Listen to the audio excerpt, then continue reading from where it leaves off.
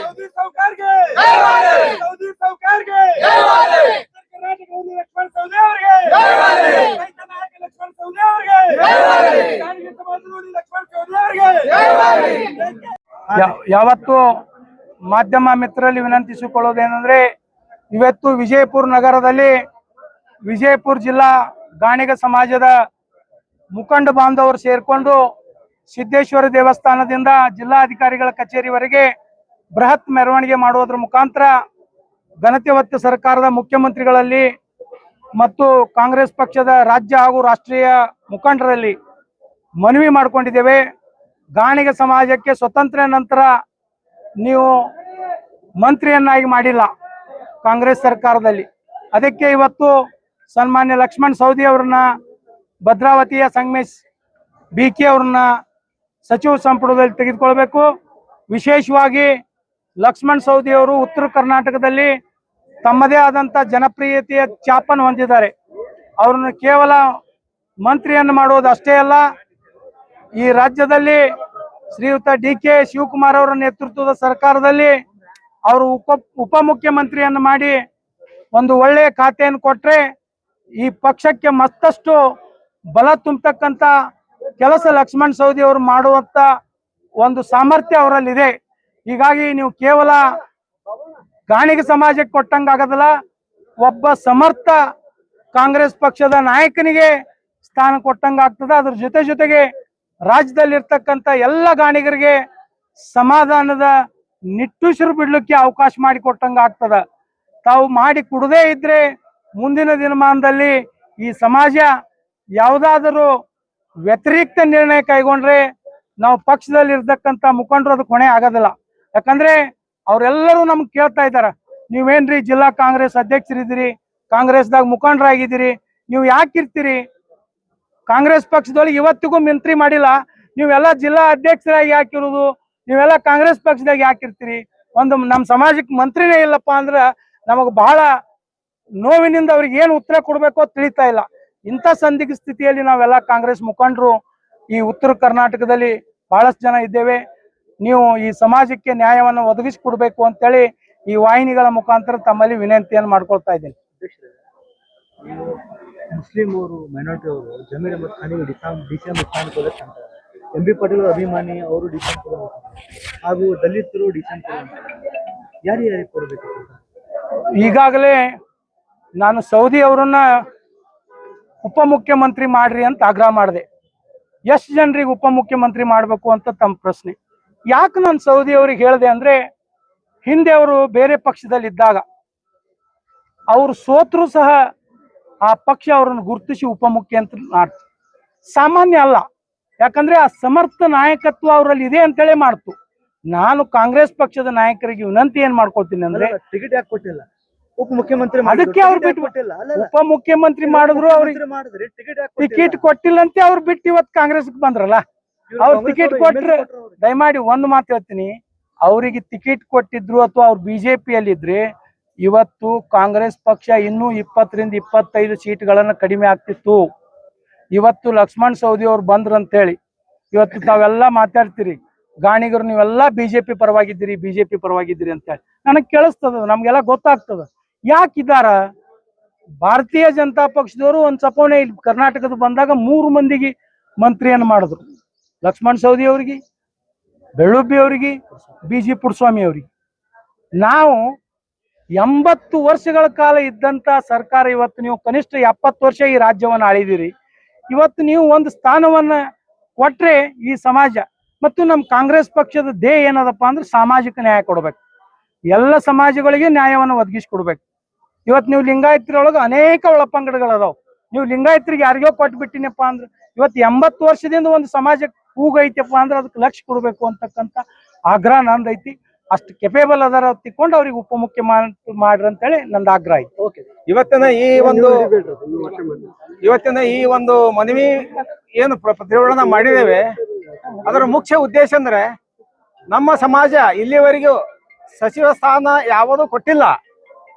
ಸಾಕಷ್ಟು ಈಗಾಗಲೇ ಕೇವಲ 2-3 ಜನ ಮಾತ್ರ ನಮ್ಮ ಸಚಿವ ಇದ್ದಾರೆ. ಅವರಲ್ಲಿ ಅಟ್ಲೀಸ್ಟ್ ನಮ್ಮ ಹಿರಿಯರು, ಮುತ್ಸದ್ದಿಗಳು, ಪ್ರಭಾವಿಗಳು, ಉತ್ತರ ಕನ್ನಡದ ಪ್ರಭಾವಿ ರಾಜಕಾರಣದಲ್ಲಿ ಮುಂಚೂಣಿಯಲ್ಲೇ ಇರುವಂತ ನಮ್ಮ ಲಕ್ಷ್ಮಣ ಸವದಿಯವರು ಈಗ ಶಾಸಕರು ಅಥಣಿ ಮತಕ್ಷೇತ್ರದಿಂದ ಅವರು ಕೇವಲ ಸಮಾಜಕ್ಕಾಗಿ ಅಷ್ಟೇ ಮಾಡಿಲ್ಲ, ಅಥಣಿಯಲ್ಲಿ ಸಮಾಜ ಬಿಟ್ಟು ಎಲ್ಲ ಸಮಾಜಕ್ಕೂ ನ್ಯಾಯ ಒದಗಿಸಿಕೊಡಲ್ಲಿ ಮುಂಚೂಣಿಯಲ್ಲಿದ್ದಾರೆ. ಅವರು ಅದೇ ಕಾರಣಕ್ಕಾಗಿ ಅವರು ಈ ಒಂದು ವಿಧಾನಸಭೆಯಲ್ಲಿ ಅತಿ ಹೆಚ್ಚಿನ ಮತದ ಅಂತರದಿಂದ ಗೆದ್ದು ಬಂದಿದ್ದಾರೆ. ಇದು ಸಾಮಾನ್ಯ ಅಲ್ಲ. ಯಾಕಂದ್ರೆ ಅಥಣಿಯಲ್ಲಿ ನಮ್ಮ ಸಮಾಜ ಬಹಳ ಕಡಿಮೆ ಇದ್ರು, ಅಲ್ಲಿ ಅತಿ ಹೆಚ್ಚಿನ ಮತದಿಂದ ಗೆಲ್ಲಬೇಕಾದರೆ ಅವರು ಎಲ್ಲ ಸಮಾಜಗಳಿಂದ ಎಷ್ಟು ಒಡನಾಟ ಇದೆ, ಎಲ್ಲರ ಸಮಾಜಕ್ಕೆ ಎಷ್ಟು ಉದ್ಧಾರ ಮಾಡಿದ್ದಾರೆ ಅನ್ನುವಂಥದ್ದು ತೋರಿಸಿಕೊಡ್ತದೆ. ಈ ಅವರ ಒಂದು ಎಲಿಜಿಬಿಲಿಟಿ, ಅವರು ಸಚಿವ ಸ್ಥಾನ ಕೊಡಕ್ಕೆ ಎಲ್ಲವ ಅರ್ಹತೆ ಮೀರಿ ಅವರಲ್ಲಿ ಗುಣಗಳಿದಾವೆ. ದಯಮಾಡಿ ಆ ಒಂದು ಗುಣಗಳನ್ನು ಕನ್ಸಿಡರ್ ಮಾಡಿ ಅವರಿಗೆ ಸಚಿವ ಸ್ಥಾನ ಕೊಡ್ಲಕ್ಕೆ ಬೇಕು, ಕೊಡ್ತಾರಂತ ನಮ್ಮ ಒಂದು ಆಶೆ ಇದೆ. ನನ್ನ ಹೆಸರು BB ಪಾಸೋಡಿ, ಬಿಜಾಪುರ ಜಿಲ್ಲಾ ಗಾಣಿಗ ಸಮಾಜ ಅಧ್ಯಕ್ಷ. ಮಿತ್ರರೊಂದಿಗೆ ಹೊಂದಿಸಿ ಲಕ್ಷ್ಮಣ ಸವದಿ ಅವರಿಗೆ ಸಮಾಜದಿಂದ ಮಿನಿಸ್ಟರ್ ಕೊಡಬೇಕಾಗಿ ಮತ್ತು ಅವರು DK ಶಿವಕುಮಾರ್ ಮತ್ತು ಸಿದ್ದರಾಮಯ್ಯ ಸಾಹೇಬರು ಕರೆಸಿ ಅವರನ್ನ ಆಹ್ವಾನಿಸಿ ಪಕ್ಷಕ್ಕೆ ಸೇರಿಸಿಕೊಂಡು ಅವರನ್ನ ಈಗ ಕಡೆಗಣಿಸಿದ್ದು ಮಹಾ ತಪ್ಪ. 1ನೇ ಹಂತದಲ್ಲಿ ಕೊಡಬೇಕಾಗಿತ್ತು, ಆದ್ರೂ ಈಗ 2ನೇ ಹಂತದಾಗಾದ್ರೂ ಕೊಡ್ತಾರಂತ ನಾವು ಭಾವಿಸಿಕೊಂಡಿದ್ದೀವಿ. ಏನೇ ಇದ್ದರೂ ನಮ್ಮ ಸಮಾಜ ಇಡೀ ಕರ್ನಾಟಕ ರಾಜ್ಯದಂತ ಹೋರಾಟ ಮಾಡ್ಬೇಕಾಗ್ತದ. ಈಗ ಇಷ್ಟರ ಮೇಲೆ ಸಚಿವ ಸ್ಥಾನ ಕೊಟ್ರ ನಮ್ಮ ಸಮಾಜಕ್ಕೊಂದು ಏನೋ ಕೊಡುಗೆ ಕೊಟ್ಟಂಗ ಆಗ್ತದಂತ ನಮ್ಮೆಲ್ಲರ ಅಪೇಕ್ಷೆ. ಇಡೀ ಬಿಜಾಪುರ ಜಿಲ್ಲಾದಂತ ನಮ್ಮ ಸಮಾಜದವರು ಎಲ್ಲರೂ ಕಳಕಳಿಯಿಂದ ವಿನಂತಿಸುತ್ತೇವೆ. ಸರಿ, ಕಾಂಗ್ರೆಸ್ ಗೌರ್ಮೆಂಟ್ ಕಾಂಗ್ರೆಸ್ ಲಕ್ಷ್ಮಣ ಸವದಿ ನ್ಯಾಯ ಕರ್ಕೊಂಡು ಮುಂದೆ ಯಾವುದೇ ತರ ಮುನ್ನೆಲೆ ತರ್ತಾ ಇಲ್ಲ, ಯಾಕೆ ಸಮಸ್ಯೆ ಏನಾಗತ್ತದ? ಅದು ನೋಡ್ರಿ, ಅದು ಸಮಸ್ಯೆ ಸರ್ಕಾರದಾಗ ಏನೋ ಇರ್ತದ, ಅದು ಅವರು ಬಿಟ್ಟು ವಿಚಾರ. ನಾವು ಅಷ್ಟು ದೊಡ್ಡವರಲ್ಲ. ಅದು ಈಗ ಅವರಿಗೆ ಕರೆಸ್ಕೊಂಡು ಅಲ್ಲಿದಿಂದ ವಿಮಾನದಾಗ ಒಯ್ದು ಟಿಕೆಟ್ ಕೊಟ್ಟು ಆರಿಸಿ ತಂದು ಇಡೀ ಪ್ರಥಮ ಕರ್ನಾಟಕದಾಗೆ 2ನೇ ಹಂತದಾಗ ಆರಿಸಿ ಬಂದವರು ಲಕ್ಷ್ಮಣ ಸವದಿ ಸಾವ್ಕಾರು. ಆದ್ರೆ ಅವರಿಗೆ 1ನೇ ಹಂತದಾಗೆ ಕೊಡ್ಬೇಕಾಗಿತ್ತು, ಆದ್ರೂ ಕೊಟ್ಟಿಲ್ಲ. ಇರ್ಲಕ್ಕ ಇನ್ನು 2ನೇ ಹಂತದಾಗಾದ್ರೂ ಕುಡಿಯಬೇಕು, ಸಚಿವ ಸ್ಥಾನ ಕುಡಿಯಬೇಕು. ಮಲ್ಲಣ್ಣ ಮನಗೋಳಿ, ಸಿಂದಗಿ ತಾಲೂಕಾ ಗಾಣಿಗ ಸಮಾಜ ಅಧ್ಯಕ್ಷರು. ಸಮಾಜ ಮತ್ತು ಮಾಧ್ಯಮ ಮಿತ್ರರಿಗೆ ನಮಸ್ಕರಿಸುತ್ತಾ, ನಮ್ಮ ಸಮಾಜಕ್ಕೆ 80 ವರ್ಷದಿಂದ ಸಚಿವ ಸ್ಥಾನ ಸಿಕ್ಕಿಲ್ಲ. ನಮ್ಮ ಸಂವಿಧಾನ ಸಿಕ್ಕ ಹಿಡಿದು ನಮ್ಮ ಸಮಾಜಕ್ಕೆ ಸಚಿವ ಸ್ಥಾನ ಸಿಕ್ಕಿಲ್ಲ. ಆದ ಕಾರಣ ನಮ್ಮ ಅಥಣಿ ಮತಕ್ಷೇತ್ರದ ಶಾಸಕರಾದಂತ ಲಕ್ಷ್ಮಣ ಸವದಿ ಅವರಿಗೆ ಈಗ 2023ರಲ್ಲಿ ಅವರು ಪ್ರಥಮ ಬಾರಿ ಜೈಬೇರಿಯನ್ನು ಇಡೀ ರಾಜ್ಯದಾಗೆ ಹೆಚ್ಚಿನ ರಿಸಲ್ಟ್ ತಗೊಂಡು ಅವರು ಜೈಬೇರಿ ಹೊಡಿಸಾರ. ಆದ ಕಾರಣ ಅವರಿಗೆ ನಮ್ಮ DK ಶಿವಕುಮಾರ್ ಅಲ್ಲಿ, ಸಿದ್ದರಾಮಯ್ಯ ಸಾಹೇಬ್ರ ಅಲ್ಲಿ ಅವ್ರಿಗೆ ಮಾತು ಕೊಟ್ರ. 2023 ಸೆಕೆಂಡ್ ಚಾನ್ಸ್ ಅಲ್ಲಿ ನಿಮ್ಗ ಮಂತ್ರಿ ಮಾಡ್ತೇವೆ ಮಾತು ಕೊಟ್ರ. ಆ ಮಾತಿನಂತೆ ಅವ್ರಿಗೆ ಸಚಿವ ಮಾಡ್ಬೇಕೈ ತಮ್ಮಲ್ಲಿ ಮನವಿ ಮಾಡ್ಕೊತೀನು. ಮತ್ತ ನಮ್ಮ ಗಾಣಿಗರ ಸಮಾಜನು ಇಡೀ ರಾಜ್ಯದಲ್ಲಿ 45ರಿಂದ 50 ಲಕ್ಷ ಜನ ಇದೆ. ಅವರಿಗೆ 80 ವರ್ಷದ ನ್ಯಾಯ ಸಿಕ್ಕಿಲ್ಲ. ಆದ ಕಾರಣ ನಮ್ಮ ಲಕ್ಷ್ಮಣ ಸವದಿ ಅವರಿಗೆ ಸಚಿವ ಸ್ಥಾನ ನೀಡಬೇಕಾಗಿ ನಮ್ಮ ಡಿ ಕೆ ಶಿವಕುಮಾರ ಮತ್ತು ಸಿದ್ದರಾಮಯ್ಯ ಅವರು ಖರ್ಗೆ ಮತ್ತು ರಾಹುಲ್ ಗಾಂಧಿ ಅವರಿಗೆ ನಾವು ಮನವಿ ಮಾಡ್ಕೊತೇವು ಮತ್ತು DC ಆಫೀಸ್ಗೆ ಇವತ್ತು ಮನವಿ ಕೊಡಕ್ ಬಂದೆವು. ಒಂದ್ ವೇಳೆ ನಮ್ಮ ಗಾಣಿಗ ಸಮಾಜಕ್ಕೆ ಅವರು ಮಂತ್ರಿ ಸ್ಥಾನ ಕೊಡದೆ ಹೋದ್ರೆ 2023ರಲ್ಲಿ ನಮ್ಮ ಲಕ್ಷ್ಮಣ ಸವದಿ ಅವರು ಕಾಂಗ್ರೆಸ್ ಪಕ್ಷಕ್ಕೆ ಬಂದ ಬಳಿಕ 20ರಿಂದ 25 ಸೀಟ್ ಬಂದವ. ಮತ್ತೆ ಅವರು ಮಂತ್ರಿ ಸ್ಥಾನ ಒಂದ್ ವೇಳೆ ಕೊಡದೆ ಹೋದ್ರೆ 2028ಕ್ಕೆ ನಮ್ಮ ರಾಜ್ಯದ ಗಾಣಿಗ ಸಮಾಜವನ್ನು ಅವರಿಗೆ ತಕ್ಕ ಪಾಠ ಕಲಿಸ್ತದೆಂದು ನಾನು ಮಾಧ್ಯಮ ಮುಖಾಂತರ ಹೇಳಕ್ಕೆ ಇಷ್ಟಪಡುತ್ತೇನೆ. ದರಪ್ಪ ಮಕಣಾಪುರ್. ನಮಸ್ಕಾರ. ಇವತ್ತು ಬಿಜಾಪುರ ಜಿಲ್ಲಾ ಎಲ್ಲಾ ತಾಲೂಕಿನ ಗಾಣಿಗ ಸಮಾಜದವರು ಒಗ್ಗೂಡಿ ಬಿಜಾಪುರದಲ್ಲಿ ರ್ಯಾಲಿ ಮಾಡತಕ್ಕದ್ದು, ಪ್ರತಿಭಟನೆ ಮಾಡತಕ್ಕದ್ದು ಯಾತಕ್ಕಂದ್ರ ನಮ್ಮ ಸಮಾಜದ ಹೆಮ್ಮೆಯ ನಾಯಕರಾದಂತ ಶ್ರೀ ಲಕ್ಷ್ಮಣನ ಸವದಿ ಸಾವ್ಕಾರವರು ಅವರಿಗೆ ಸಚಿವ ಸ್ಥಾನ ಕೊಡ್ಲಾರ ಬಟ್ಟಿಗೆ ನಾವು ಈ ತರ ರ್ಯಾಲಿ ಮಾಡ್ತಾ ಇದ್ದೆವು. ಸಚಿವ ಸ್ಥಾನ ಕೊಡ್ಬೇಕಾಗಿತ್ತು. ಯಾಕೆ ಕೊಡಲಾಗ್ಯದ ಅಂದ್ರ ಅವ್ರದಿಂದೆ ಕುರ್ಚಿ ಹಿಡ್ದಂತ ರಾಜ್ಯದಾಗ ಕಾಂಗ್ರೆಸ್ ಸರ್ಕಾರ ಅವರಿಗೆ ಕುರ್ಚಿ ಕೊಡಲಾಗ್ಯಾರ ಅಂದ್ರ ಇದ್ಯಾವ ಲೆಕ್ಕ? ನಮ್ಮ ಸಮಾಜದ್ದು ರಾಜ್ಯದಾಗ 50,000 ಮತಸಂಖ್ಯೆಗಳು 50 ಲಕ್ಷ ಮತಸಂಖ್ಯೆ ಇರೋಂತ ಸಮಾಜ ಅದ. ನಮ್ಮ ಸಮಾಜಕ್ಕ ಬಿಟ್ರ ಯಾವುದೂ ಗುರುತಿಸೇ ಇಲ್ಲ. ಸ್ವತಂತ್ರ ಸಿಕ್ಕಾದಾಗ ಹಿಡಿದು ಇಲ್ಲಿವರೆಗೂ ಕಾಂಗ್ರೆಸ್ ಪಕ್ಷ ನಮ್ಮ ಸಮಾಜದವ್ರಿಗೆ ಸಚಿವ ಸ್ಥಾನ ಕೊಟ್ಟಿಲ್ಲ. ನಮ್ಮ ಸಮಾಜದವರಿಗೆ ಸಚಿವ ಸ್ಥಾನ ಕೊಡ್ರಿ. ಸೌದಿಯವ್ರಿಗೆ ಸಚಿವ ಸ್ಥಾನ ಕೊಟ್ರ ನಮ್ಮ ಸಮಾಜ ಎಲ್ಲಕ್ಕೂ ಸೌದಿಯವ್ರ ರೆಕಾರ್ಡ್ ಬಟ್ ಮಾಡಿ ತೋರಿಸ್ತಾರ, ಆ ಕಡೆ ಇರ್ತದ.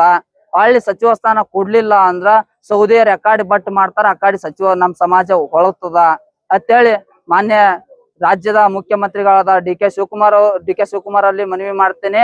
ಮತ್ತು ರಾಜ್ಯ ಅಧ್ಯಕ್ಷರಾದ BK ಹರಿಪ್ರಸಾದ್ ಅವರಲ್ಲಿ ಮನವಿ ಮಾಡ್ತೀನಿ. ರಾಷ್ಟ್ರೀಯ ಅಧ್ಯಕ್ಷರಾದಂತಹ ಶ್ರೀ ಮಲ್ಲಿಕಾರ್ಜುನ್ ಖರ್ಗೆ ಸಾಹೇಬ್ರಲ್ಲಿ ಮನವಿ ಮಾಡ್ತೀನಿ. ಮತ್ತು ರಾಷ್ಟ್ರೀಯ ಕಾಂಗ್ರೆಸ್ ಪಕ್ಷದ ವಿರೋಧ ಪಕ್ಷದ ನಾಯಕರಾದಂತ ರಾಹುಲ್ ಗಾಂಧಿ ಅವರಿಗೆ ಮನವಿ ಮಾಡ್ತೀನಿ.